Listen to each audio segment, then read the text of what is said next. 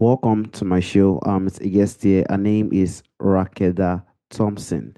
Mrs. Rakeda, how are you doing, ma? I'm doing great. All right. Thank you so much, Mrs. Rakeda, for the time and the opportunity. Firstly, you are an author. You are also an accounting professional and a Maryland realtor. Can you please, Mrs. Rakeda, discuss more about yourself and how you are doing currently now, Mrs. Rakeda? Well, now I've been currently just doing things with the book since I just released it on the 18th of August. So things have been pretty busy, just trying to get everything up and running and ramping up to, do speaking engagements and different things like that.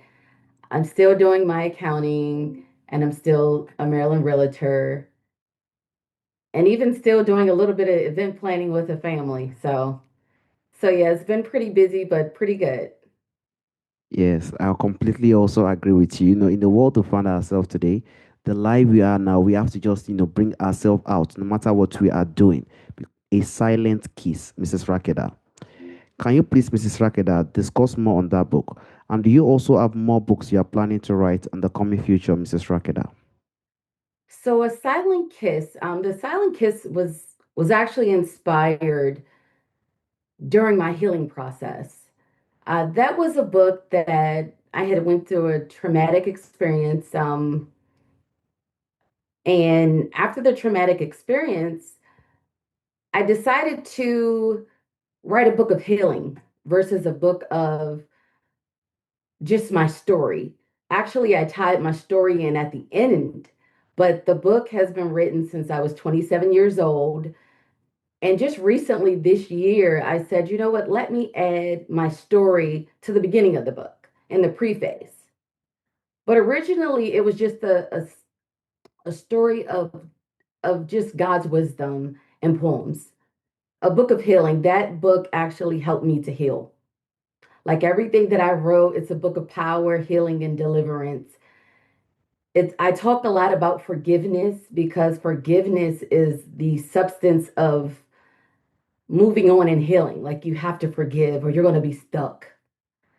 And so that book, I've I've been getting so many different people reach out to me about how it's helped them to examine themselves and to forgive others. And a lot of people that read my story said, if you can forgive, I can forgive. And so that book is a tool, a daily tool, because daily situations arise and we constantly have to forgive people. It's kind of like how we exercise, and stretch our muscles. Forgiveness is a continuous thing because there's going to be continuous things that happen, and you're definitely going to have a heart of mercy and forgiveness. And so I feel like that book is just a reminder of how when you have God's power, you can do anything and how you can forgive anyone with his assistance and guidance. I feel like when you harbor unforgiveness, you're allowing yourself to be in bondage, you're allowing yourself to be stuck, and you're in a jail with whether it's in your mind. And I feel like once you forgive, you're releasing freedom, peace, joy, and all of God has in store for you. Absolutely true, Mrs. Rakeda. And that is how the world we are is programmed. People will always annoy us and will always have some ups and downs in life. It is how we manage it and how we learn to let go and also release those pain out of our body. That is what will make us move on. And that is why I am so glad because, sometimes in life, what one has done, when people see it, people will say, wow, this person did it. And people saw it in you that you were able to like forgive probably what you've passed through, and that's inspire others to in one way or the other that this is so beautiful. It's what shows that I can also do the same. And that is why I also like to drive to the point of past trauma in our life today. We definitely agree that sometimes during our childhood time, some people face abuse, some people face one or two things that are not, reliable, and it stuck in their mind for probably cent even years, and it will be there, and it affects them in many ways, even their character as well. So, how do you think for listeners who probably feel like they are being weighed down by this trauma? They feel weighed down. They feel a huge anxiety, even a huge depression regarding this issue they've had from the past, which is weighing them down. What do you think, from your experience, is the first bold step that they can take towards healing that soul? Firstly, because the soul is the main issue in some areas like that, Mrs. Rakeda. I would say therapy Okay. because I had gone through quite a bit as a child that I shared a little bit in my story about the author. And my childhood was not the easiest because of what I went through. And I dealt with all types of things, depression and things like that, anxiety, self-esteem issues. And I didn't get therapy until I was in my early 20s. And what I will say is therapy, I had a relationship with God, but God gives us therapists as well. And so with both of them together, it really helped me to heal. It really helped to heal my soul. And it allowed me to look at things from a different lens, a different perspective. Allow me to even look at the abusers that I had and to know that they had to be abused as well. And it just allowed me to look at things from a different standpoint that I wouldn't have looked at if I didn't have God and if I didn't have a therapist. So I would definitely say the therapist will help you to break down and to dissect the roots. And there's a poem in my book called What is the Root? And I'll say, in order to pull up bad weeds and things like that, things that shape our character as adults, things that shape why we do things, why we speak the way we speak, you have to always look at what is the root. So the journal was a great resource as well because I wrote everything out. Like you have to get it out because if you don't, it's going to turn into sickness. You know, we have things that are going on in our bodies and it's because we haven't released things and it starts to grow because we internalize things and stress and different things. And so you definitely have to get things out. You have to release it because if you don't release things, there's going to be a pacifier that you're going to pick up, whether it's a habit, whether it's being promiscuous, whether it's using drugs, whether it's alcohol, whether it's spending money for certain reasons you don't need to spend it for, whether it's smoking cigarettes, you're going to pick up a pacifier if you don't deal with it. You have to deal with roots because it tends to show itself in other areas of your life. And if you're not self aware, you may not even realize that you're broken. But when you write down what is the root, why do I do what I do? That's when you'll find out. Completely agree, and that is absolutely true. I have to be honest with you because as you said, therapist is also one of a very good way because when it comes to something like that, we are letting go of something. We are telling someone that probably would have a lot of experience and will also know how one can go through some certain ways to get out of such situation he or she have found himself or herself. So it is a very good source because now you are bringing it out.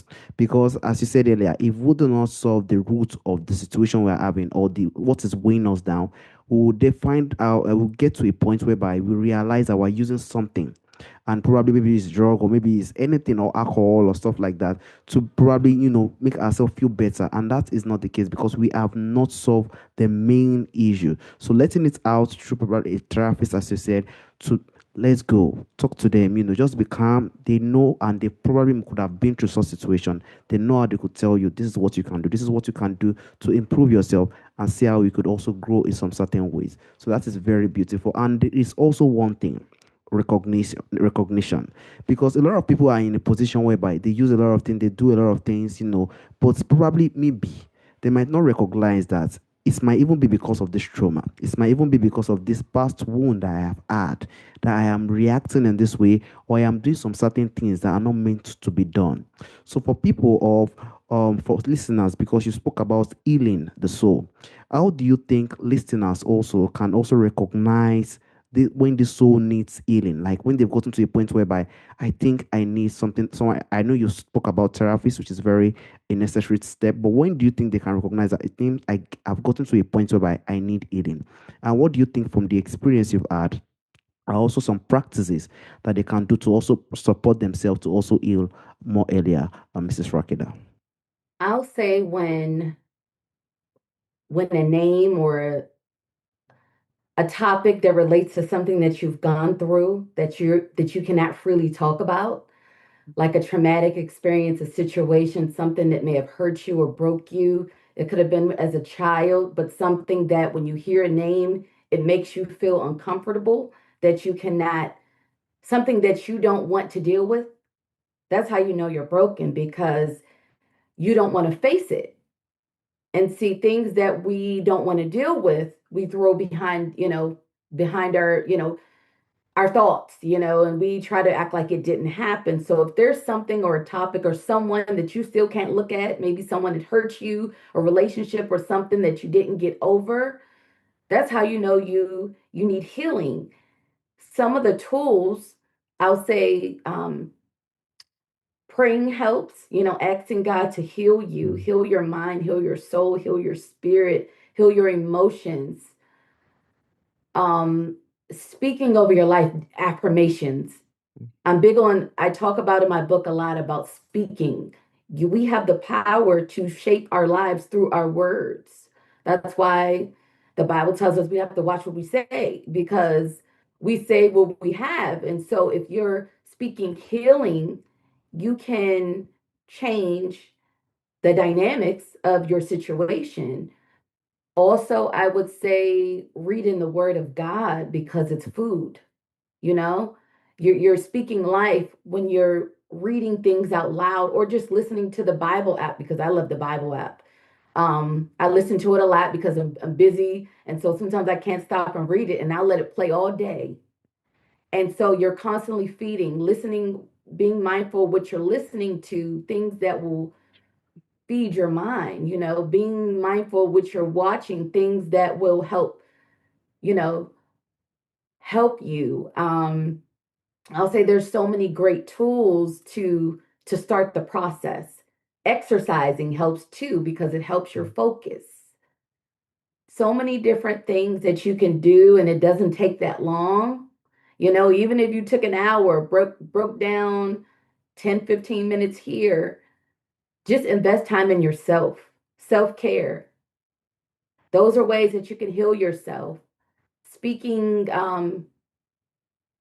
just speaking growth, just different things, just constantly speaking to yourself, constantly reiterating healing. I am healed. I am somebody. This will no longer have control over me. I am free.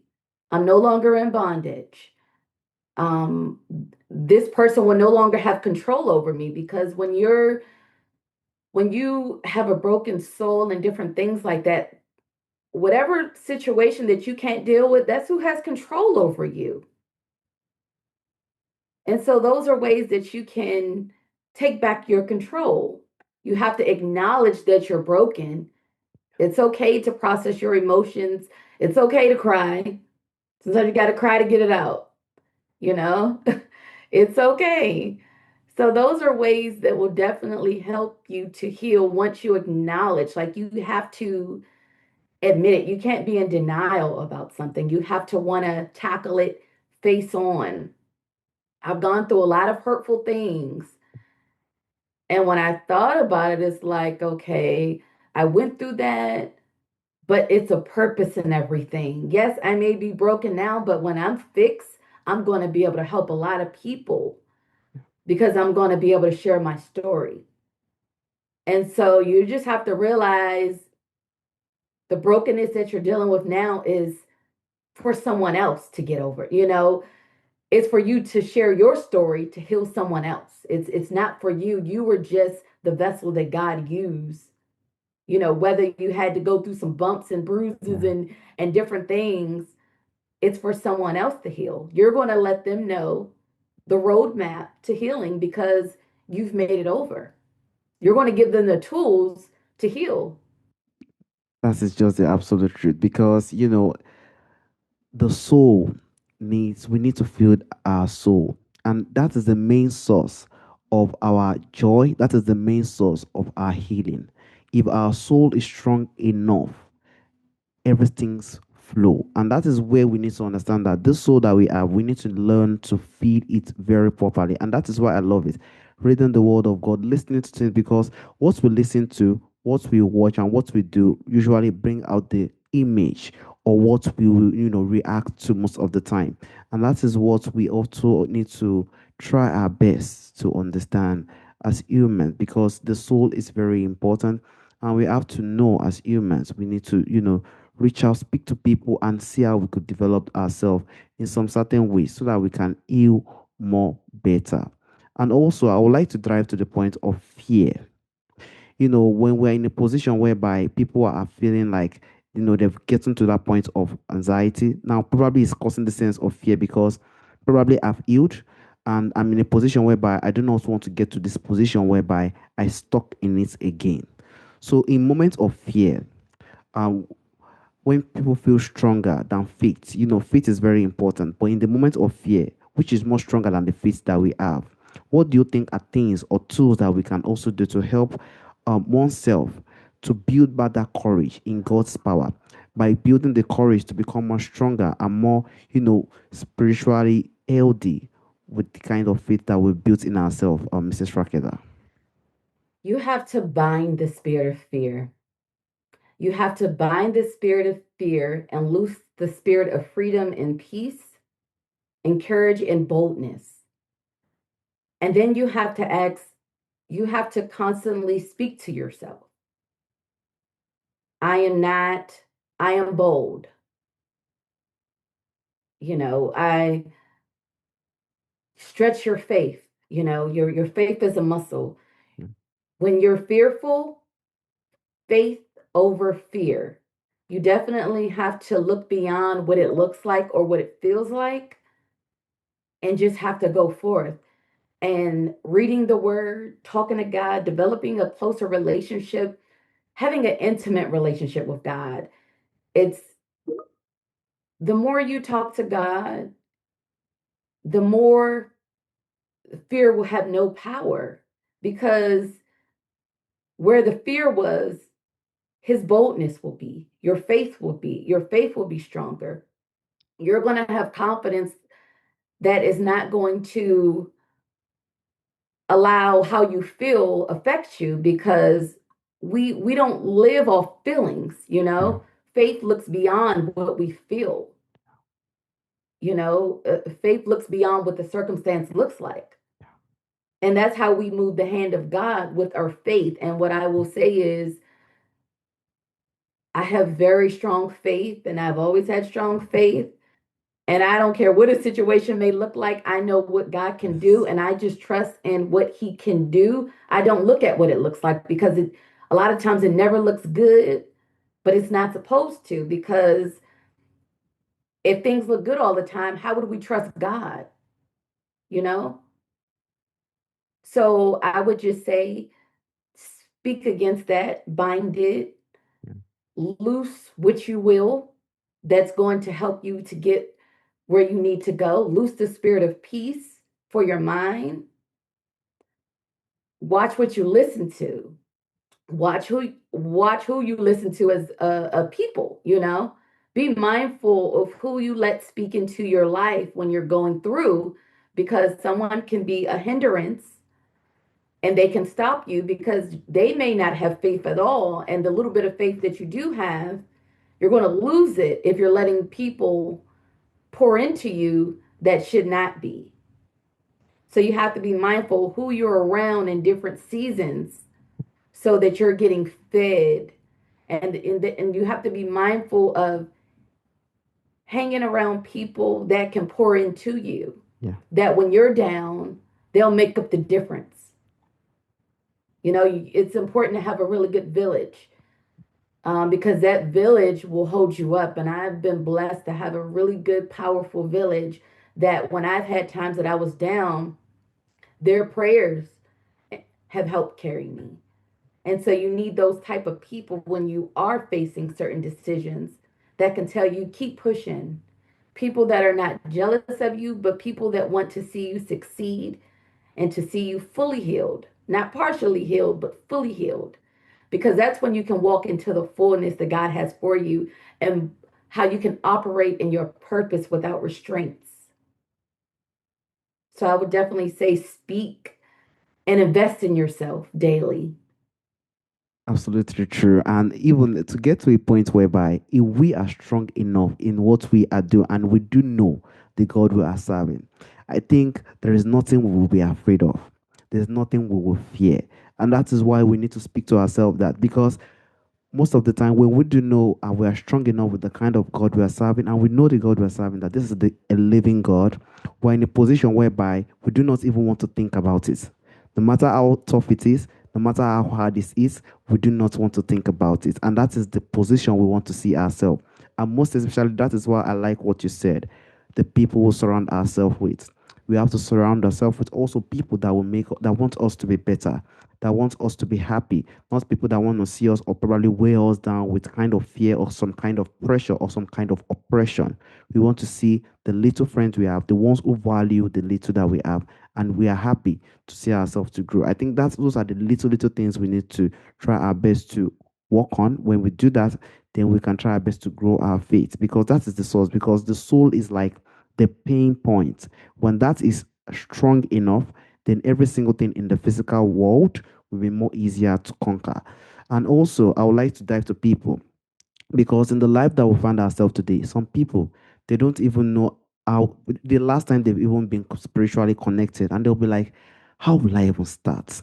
How will I even try my best to see how I can do it?" Now I'm facing this ups and down. I'm feeling this kind of pain. I need to talk to someone to see how he or she, someone who has experience like a therapist that can help me grow and become better. And now I have to develop myself spiritually. How can I go about this? You understand, Mrs. Rakeda? So, for those who feel spiritually distant, what do you think are the small things that they can do, but they are very meaningful habits that they can adapt to rebuild that sense of spiritual that downness, Mrs. Amrakeda? The first thing would be to ask God for guidance because it definitely can be overwhelming knowing that you have so many different things and not knowing where to start. So just asking God for guidance first, that's the first step. And then God will definitely direct you, put the right people in your paths, and it will take some of the load up off your shoulders. Because I do know it can be overwhelming, and some people shut down when they're overwhelmed. You know, they just don't do anything because it's like, okay, it's too much. As you're asking God for guidance, He will give you the tools, whether it's to pick up a notebook and start writing things in the meantime, whether it's just to get stickies from Amazon or something and writing affirmations all over your house because it's a it's a process. So there's going to be multiple little things, not major things, not complicated things, but little things that will make a big impact. So I'll say just when you ask him for guidance, you know, start writing. Get your journal. That is. He'll yeah, he'll help you with finding the right therapist. I always say when I'm looking for a therapist, God, please allow me to see who you need me to see. And please let that person be connected to you so that they not only can help me from a therapist standpoint, but they can have the spirit of discernment that can look at the spiritual side of me. Because there's multiple dimensions. You know, there's a mental piece, there's a spiritual piece, especially for someone that has the gift of discernment that can see your situation beyond just what you're telling them, but they can see you. Um, Reading your word, looking up, even if you look up on the internet, encouraging scriptures, Mm. healing scriptures, those things work. Those scriptures work.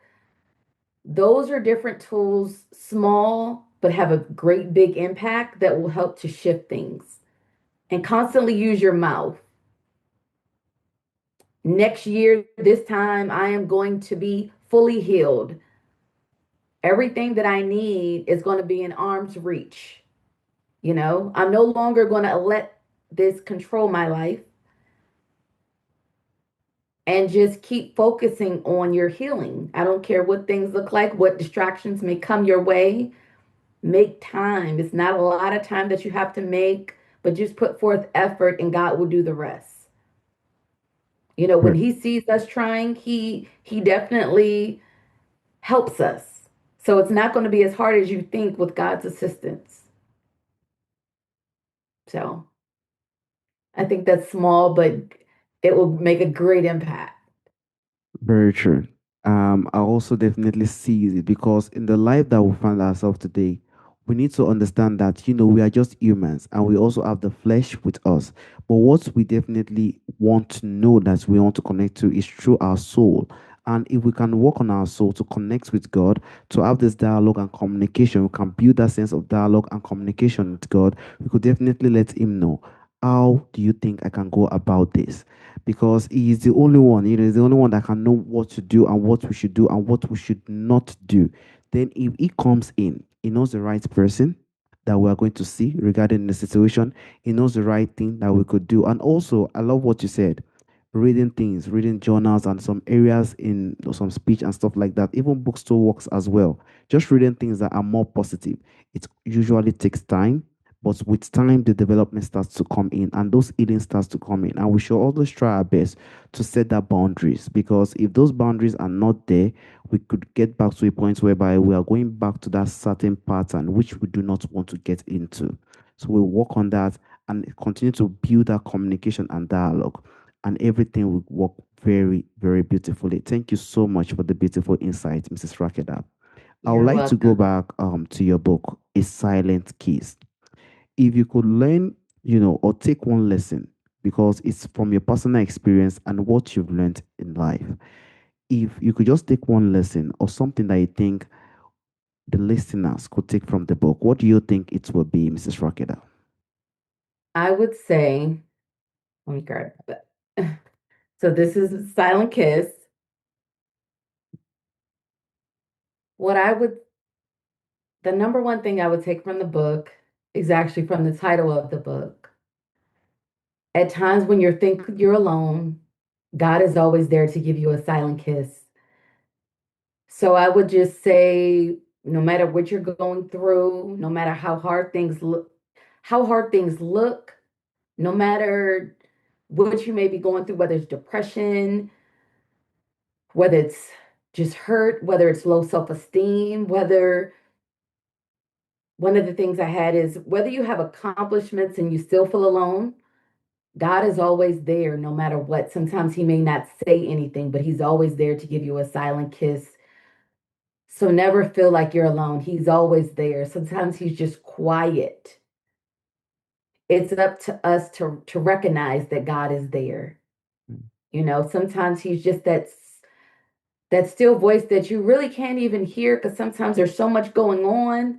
He's talking, but a lot of times if our ears are cluttered with so many things, we can't hear Him. But God is just always there and He wants to be a part of everything that we have going on. He's there when we're mourning, He's there when we're celebrating, He's there when we're burden bound, you know. He is always there. He's there when we suffer from unforgiveness. He's just always there. So what I would say is just when you feel like you can't go on and you're alone, God is always there. I'll say my book has so many different things to help you, especially because a lot of people deal with unforgiveness. A lot of people deal with self esteem issues. A lot of people deal with brokenness. And I'll say my book touches on all those things. A lot of people have struggled from childhood. You know, I even talk about not allowing your childhood to define your adulthood because so many people suffer from PTSD Mm. because of their childhood that they can't face, disappointments and different things. So I would just say that the book is just a book of light and healing. I read that book so many times back to back, and I never get tired of it because it's like the word of God. A lot of people say my book reminds them the book of Proverbs, and some say remind them a book of Psalms. It's a book that makes you feel good, but it makes you examine yourself and it helps you to change. In your, I call it your own personal therapist that really isn't there because you're going to examine yourself by reading things because I wrote it to make you think. It's not in a judgmental way. So there's no one else there, but it's you and yourself. So I feel like if you have my book and have a journal and you start applying what I'm saying to your life, then that will speed up your healing process because it's definitely a book of healing. Definitely a book of healing. And that is why I 100% love what you said. It's not always us most of the time. It's always God. If you want to get to the top in life, it's always God. It's always by His own hand. And that is why we have to understand. Because I do know, and we do understand that there are a lot of pressure on earth now. Because during the 90s, there is nothing like nobody cares with the richest or anybody who is having some kind of good life. Nobody cares during that time. But now the internet has made it more accessible to see every single thing going around there. And I do know that the weight is there. But we do have to understand that we have to know that we are always not alone in circumstances, in situations. When we go online or go everywhere, we could see the lights, but we definitely need to know that we are not alone. When things are hard, when things are tough, when things feel like there is no one looking at us, God is always there and He sees it. We just need to connect and conversate with Him. And 100%, because even I, as a person who has developed a lot of things, that is the way we could try our best to live. That is the easiest way we could develop ourselves and also build ourselves to become more stronger in faith, because what we gain spiritually is more divine than what we see physically. The physical is just the physical, they are just the material things. But when we are connected spiritually and we could groom ourselves and have conversation when things are tough, that is when we will know that we have something we rely on, and it usually help a lot. And also, Mrs. Rakeda, there is a question I normally ask during the end of the show. From our forefathers, from our ancestors, there are a lot of beautiful things that do exist during our ancestral time that is missing in our time today. Some beautiful things. If there is anyone or anything you would like to bring back to our time today, Mrs. Rakeda, what do you think that thing will be, Mrs. Rakeda? I'll say we had more togetherness. I'll say now so many people are selfish and they only care about self. And I'll say back then, it wasn't things that they were really worried about. It was family and fellowship and friends and just people coming together as a whole. And that's how things got done. When different people have their own agendas and they're not caring about other people, that's when things don't really get done because there's not enough people coming together. Even when the body of Christ gathers, Mm. miracles start to happen more. I mean, miracles happen anyway, but they start to happen more because people are on one accord and there's a lot of people bombarding heaven, um, and God is moving on our behalf because of the people. So I'll say just things have just changed now. People are so busy on social media and caring about what this person has and what that person has. They're worried about the wrong things. A lot of a lot of people aren't really worried about their soul now. They're just worried about what they can attain, the physical things. And I always say, your spirit man, that's who you need to worry about because that is going to live in eternally. This is a temporary world.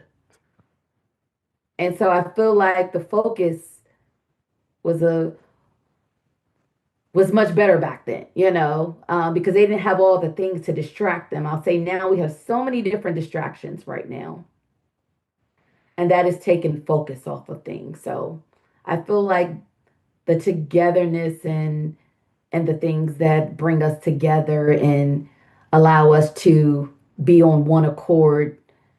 And that is the one thing that we need in our time today, because now we realize now that depression is on a high rate, anxiety, every single thing are now on a high rate, and it's because we do not have people who are there for us, who shows this sense of kindness.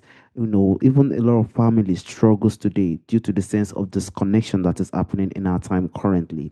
And we know that what we have currently now is great, is beautiful, but we should remember our humanity. And that is where we just need to understand. We should remember that we are humans. There is nothing that can make us more happier. There is nothing that can make us more better than coming together and showing the sense of valuable communication. There is nothing that will be more valuable than that. And if we start to develop that sense of understanding, then other things will just be like some side also that we just want to do to make things more better. And also, I also want to use this opportunity to thank you for the time, the opportunity, and also the patience. There was a up and down, and it was not easy. And you had the patience, which shows the sense of humility and the kindness you have as a person. Thank you so much, Mrs. Rakeda.